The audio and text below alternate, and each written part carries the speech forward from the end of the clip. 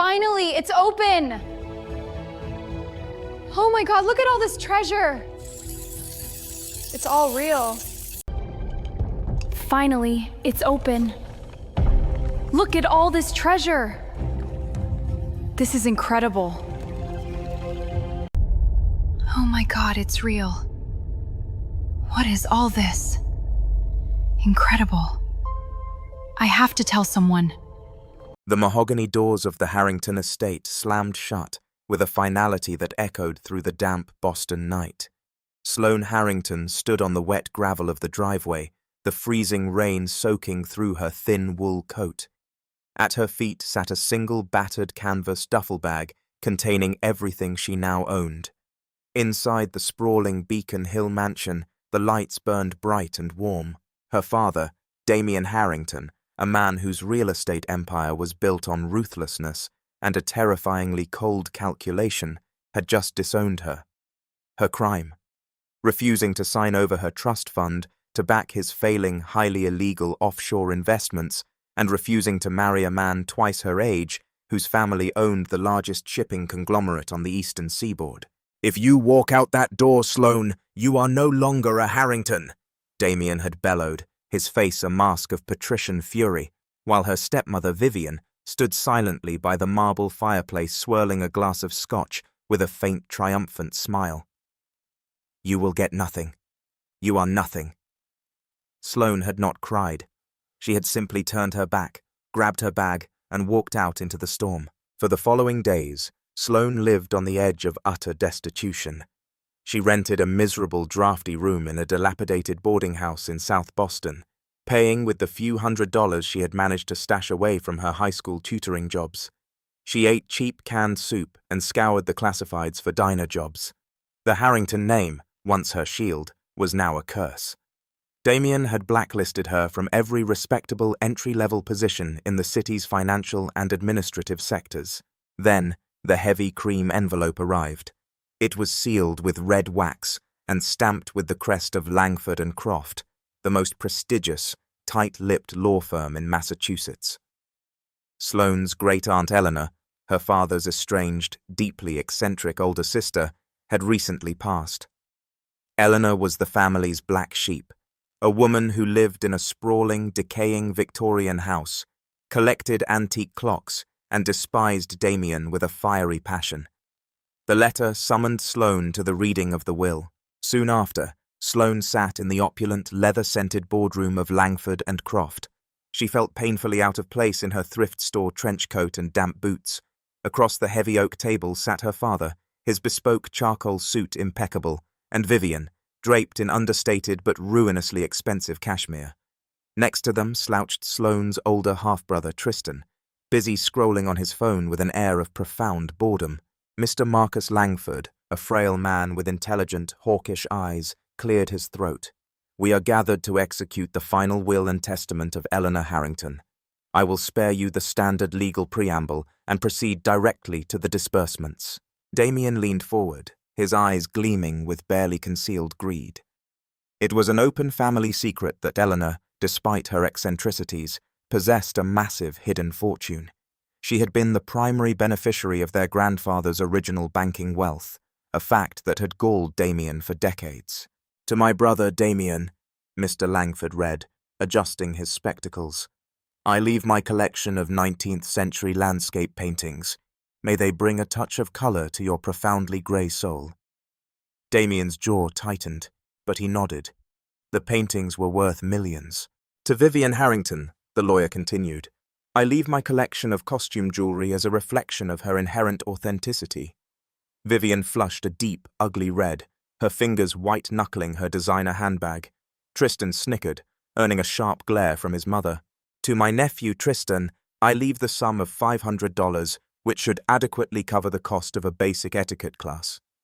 Tristan dropped his phone onto the table. "You have got to be kidding me. Where is the estate? Where is the actual money?"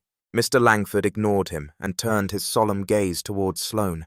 "And finally, to my grandniece, Sloane, the only Harrington in 3 generations with a spine." Sloane held her breath. Damien scoffed loudly, a sound of pure disgust. "To Sloane, I leave the entirety of my residual estate, my properties, my liquid assets, and my deepest apologies for the family she was born into." Mr. Langford paused, the silence in the room suddenly deafening. "However, these assets have been secured. To claim them, Sloane must first understand the foundation upon which our family's honor is built." Mr. Langford reached beneath the table and produced a small, battered wooden box. He slid it across the polished oak surface until it stopped inches from Sloane's hands. "This is the key to your inheritance, Sloane, literally and figuratively." With trembling fingers, Sloane unclasped the brass latch and opened the box. Resting on a bed of faded velvet was not a check, nor a deed, but a heavy, rusted iron key, its teeth complex and jagged.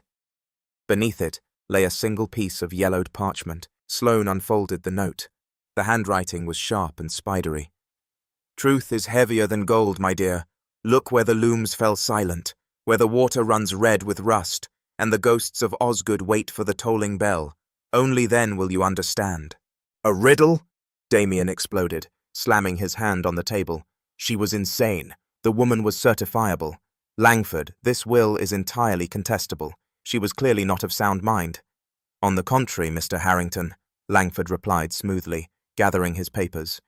"Eleanor underwent multiple separate psychiatric evaluations in the weeks leading up to her death.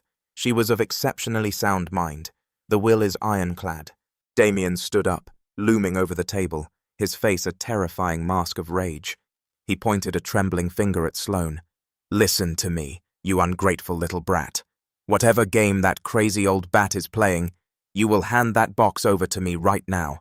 You do not have the resources to fight me in court." Sloane looked down at the rusted key, then up at her father. For the first time in her life, she did not feel fear looking into his eyes. She felt pity. She slowly closed the box and tucked it under her arm. "If it is just a game, Damien," Sloane said, her voice steady and cold, "then you have nothing to worry about." Without another word, she turned and walked out of the boardroom, leaving her father's furious shouting echoing behind her. For several days, the rusted key sat on the flimsy plastic folding table in Sloane's rented room, mocking her. She had spent hours staring at the cryptic note, running her thumb over the rough, oxidized iron of the key. "Look where the looms fell silent, where the water runs red with rust, and the ghosts of Osgood wait for the tolling bell." She frequented the local public library, using their free computers to dig into Massachusetts history. The Harrington family wealth had originated in banking, but before that, in the late 1800s, they had been involved in textile manufacturing. Osgood. She typed the word into the search engine, pairing it with textiles, Massachusetts, and looms. Dozens of articles popped up. The Osgood Mill.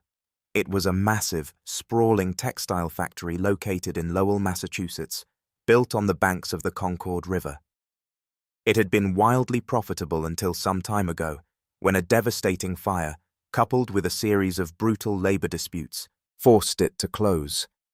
It had been abandoned ever since, a decaying monument to the Industrial Revolution, where the water runs red with rust. The Concord River was known for its high iron content in certain areas near the old factories, often giving the water a reddish-brown hue after heavy rains. Sloane packed her meager belongings. She took a commuter rail train out of Boston, watching the wealthy suburbs give way to the gritty industrial landscape of Lowell. When she stepped off the train, the air smelled faintly of damp brick and old exhaust. Finding the Osgood Mill was easy. Getting inside was another matter. The complex was massive, a sprawling labyrinth of towering red brick buildings, shattered windows, and collapsed roofs, all surrounded by an 8-foot-high chain-link fence, topped with barbed wire. Sloane circled the perimeter for an hour, until she found a section where a fallen tree had crushed the fence. She scrambled over the rusted wire, tearing her coat, and dropped down into the overgrown courtyard of the mill. The silence was oppressive. It was not empty silence. It was a heavy, expectant quiet, broken only by the sound of her boots crunching on broken glass and the distant, hollow cooing of pigeons. She moved cautiously through the cavernous main weaving room. Sunlight pierced through the ruined roof in dusty, religious beams, illuminating rows of rusted, silent machinery that looked like the skeletons of prehistoric beasts where the ghosts of Osgood wait for the tolling bell. Sloane looked up. Towering above the main building, silhouetted against the grey autumn sky, was a massive, square brick clock tower. The bell was still visible through the slotted wooden belfry. She made her way toward the tower, navigating through a maze of collapsed stairwells and flooded corridors. The air grew colder, smelling of mildew and ancient oil. She found the entrance to the tower at the end of a dark, narrow hallway on the ground floor. Instead of stairs leading up, she found a heavy steel door leading down into the sub-basement. The door was formidable, reinforced with iron bands, and seemingly untouched by the graffiti that covered the rest of the mill.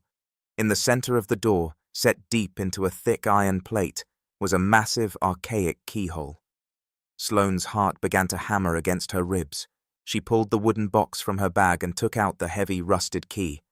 Her hands shook as she lifted it. What if it did not fit? What if this was all a wild goose chase, the final cruel joke of a madwoman? She slid the key into the lock. It slid in smoothly, perfectly oiled, a stark contrast to its rusted exterior.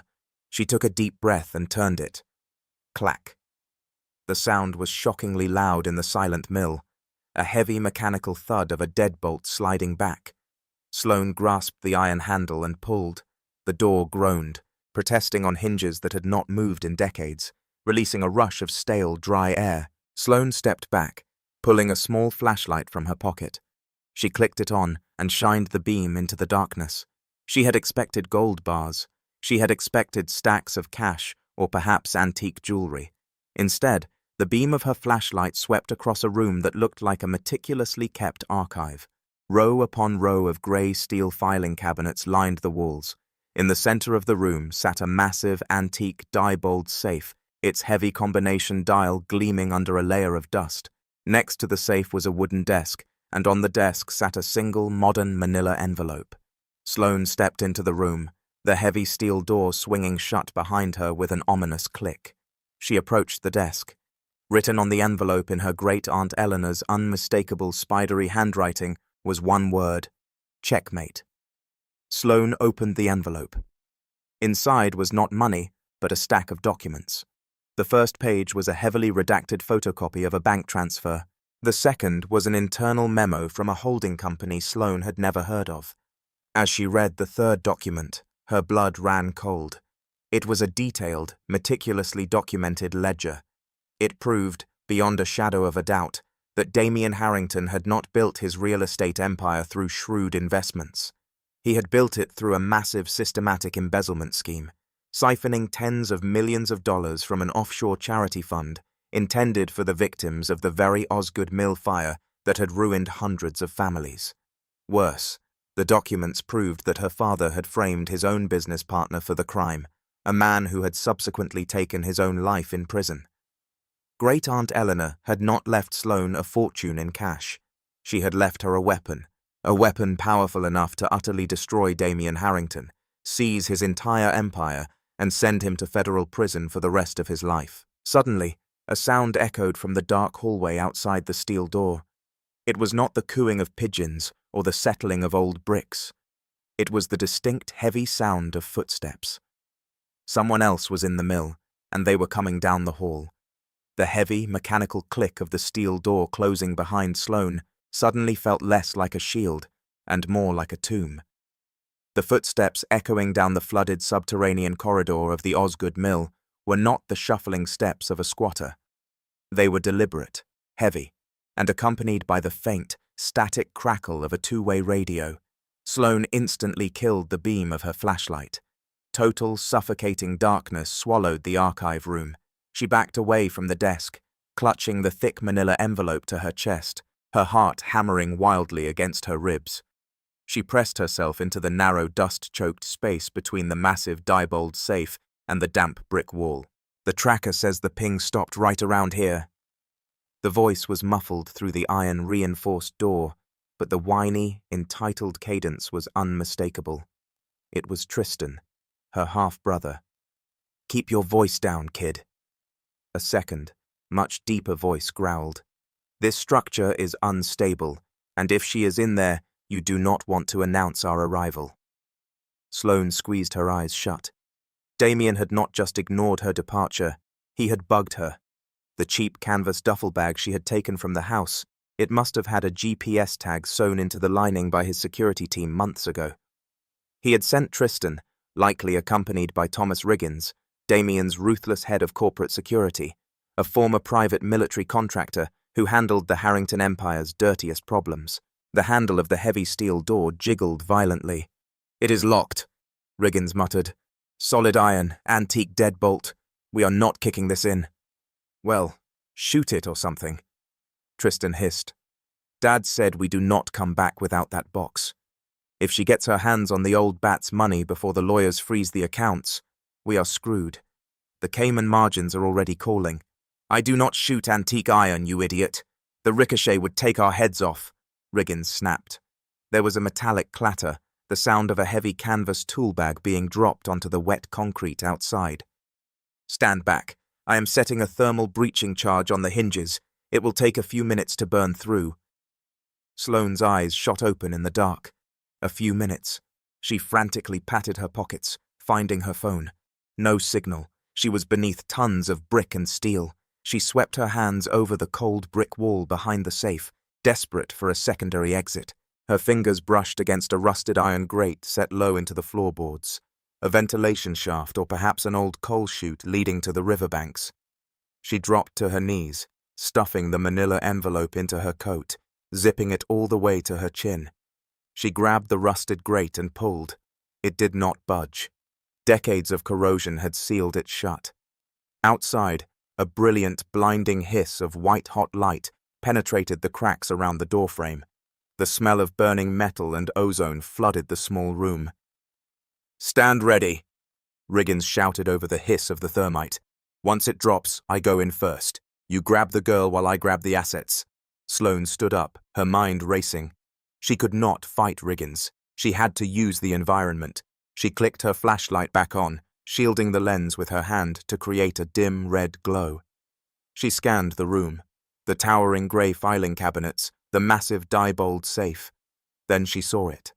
Above the desk, suspended by thick but heavily rusted iron chains, was a massive industrial ventilation fan, easily weighing 200 pounds. The chain was anchored to a winch system on the wall, right beside the steel door. Sloane darted to the wall.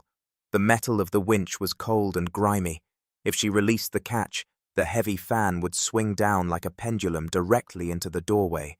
The iron hinges of the door were glowing a furious molten orange. "Get ready!" Riggins shouted over the hiss of the thermite. Sloane wrapped her hands around the rusted release lever of the winch.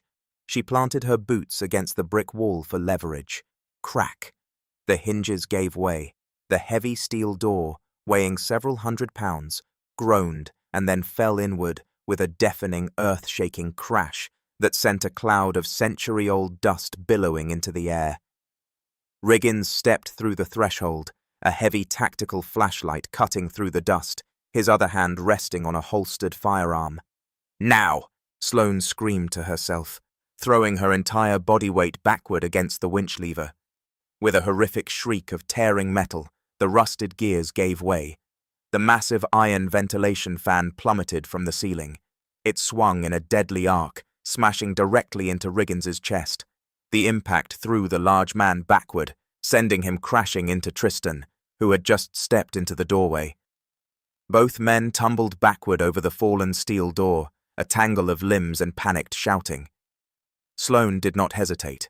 She vaulted over the antique desk, her boots slipping on the dusty floor, and sprinted toward the doorway. Riggins was groaning, trying to push the heavy iron fan off his legs. Tristan was curled in a fetal position, clutching a bloody nose. Sloane leaped over them, bursting out of the archive room and into the flooded corridor. "Stop her!"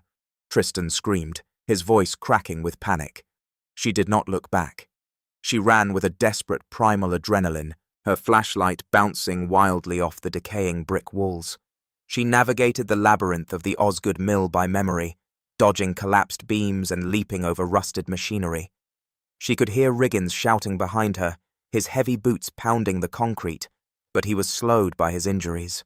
Sloane scrambled up the pile of rubble near the shattered chain-link fence, the barbed wire tearing at her coat and slicing a shallow cut across her cheek. She threw herself over the top, landing hard on the wet gravel outside. The freezing rain was a shock to her system, but she did not stop. She ran all the way to the Lowell commuter rail station, slipping into a crowd of departing factory workers just as the train doors were closing. As the train pulled away, accelerating toward Boston, Sloane slumped into a hard plastic seat. She was covered in dust, bleeding, and trembling violently. She unzipped her coat and pulled out the manila envelope. She had the ledger. She had the proof. But going to the local police was suicide. Damien Harrington owned half the precincts in Suffolk County. She needed someone entirely outside his sphere of influence. She opened the envelope again, carefully sliding out the documents. Tucked behind the final page of the ledger was a small embossed business card. David Reynolds, Special Agent in Charge, White Collar Crime Division, Federal Bureau of Investigation, Boston Field Office. On the back, Great-Aunt Eleanor had written a final note. If you survive the mill, call David. Tell him the Osgood ghosts are ready to testify. The John F. Kennedy Federal Building was a towering monolith of concrete and glass. Sloane sat in a sterile, fluorescent-lit interrogation room, nursing a cup of terrible black coffee. Across from her sat Special Agent David Reynolds. He was a man in his later years with tired eyes, a rumpled suit, and the aura of someone who had spent his entire life untangling the lies of very rich, very dangerous men. Spread across the metal table between them was the contents of the manila envelope. For some time, forensic accountants from KPMG, brought in on emergency federal retainer, had been analyzing the ledger in the adjacent room. Reynolds took off his glasses and rubbed the bridge of his nose. He looked at the young woman sitting across from him, battered but fiercely composed. I knew your great-aunt Eleanor, Reynolds said softly. She came to me some time ago. She suspected Damien was embezzling the Osgood charity funds, but she did not have the paper trail. She spent the last years of her life hunting this down.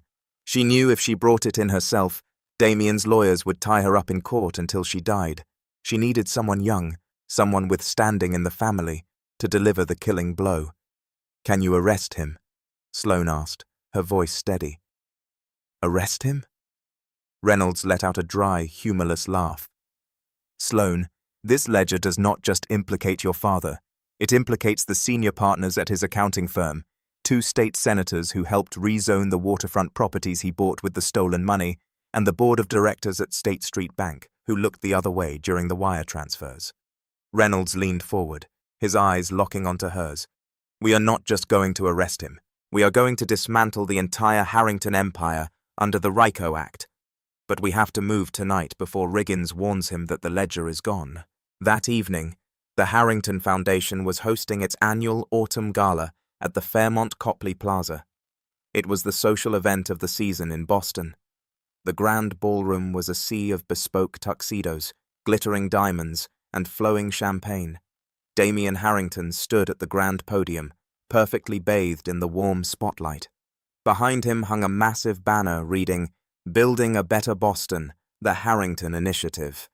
Charity, Damien boomed into the microphone, his voice echoing off the gilded ceilings, is not merely a tax write-off. It is the lifeblood of our great city. Tonight, we pledge millions to the revitalization of the historic district. In an unmarked black SUV parked on St. James Avenue, Sloane watched a live feed of the gala on an iPad. Agent Reynolds sat beside her, checking his watch. All teams in position, Reynolds said into his radio. Execute. Inside the ballroom, Damien was mid-sentence when the heavy brass doors at the back of the hall violently swung open. The string quartet abruptly stopped playing. A dozen men and women in dark windbreakers emblazoned with the bright yellow letters FBI strode into the room. The crowd of billionaires and politicians parted like the Red Sea, gasps of shock and confusion rippling through the room. Vivian Harrington dropped her crystal champagne flute. It shattered on the marble floor, a sharp, piercing sound that cut through the sudden silence. Agent Reynolds walked straight down the center aisle, flanked by 2 armed federal marshals. He bypassed the terrified guests and walked directly up the steps to the stage.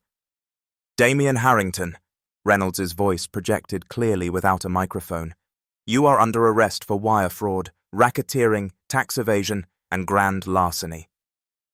Damien's face drained of color. The patrician mask of arrogance completely shattered, replaced by raw, unadulterated panic. "This is an outrage. Do you know who I am? I will have your badge, Reynolds. I will call the governor." "The governor is currently being interviewed by my colleagues in the lobby," Reynolds replied coldly. As a marshal stepped forward to place the handcuffs on Damien's wrists, Reynolds leaned in close to the microphone. "And by the way, Damien, Sloane sends her regards." Damien's head snapped up, his eyes wide with a horrific realization. He looked frantically toward the back of the room, as if expecting his daughter to be standing there, but she was not.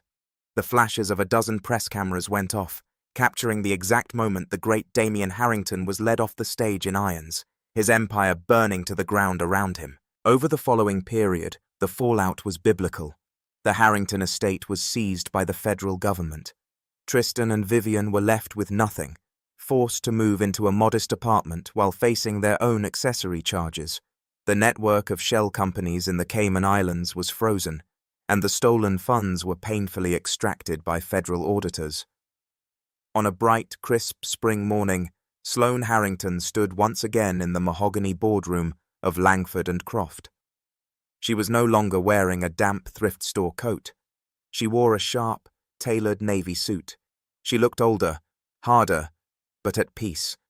Mr. Langford sat across from her, a rare, genuine smile on his frail face.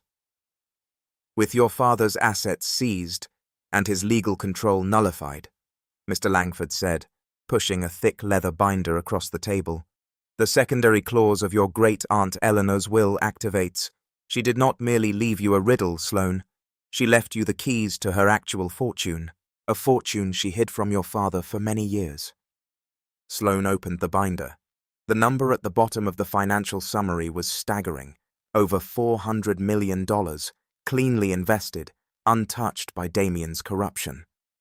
"What are your orders, Miss Harrington?" Langford asked respectfully. Sloane looked out the window, down at the bustling streets of Boston. She thought of the rusted key, the freezing rain, and the ghosts of the Osgood mill. "First," Sloane said, her voice ringing with quiet authority, "we establish the Osgood Memorial Trust. Every single family affected by that fire, every worker who was cheated out of their pension, will be compensated with interest. Second, we liquidate the Beacon Hill mansion. I do not ever want to step foot in that house again."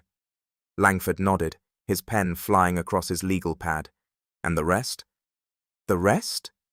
Sloane smiled, a true bright smile. "I am using it to pay for my tuition. I am going to law school. I think Boston could use a few more honest prosecutors. From a penniless outcast to the mastermind who brought down a corrupt empire, Sloane Harrington proved that integrity is the ultimate weapon. She did not just inherit a fortune, she inherited justice. What would you have done if you found that rusted key? If Sloane's incredible journey inspired you, hit that like button, share this story to expose the truth, and subscribe for more jaw-dropping real-life dramas.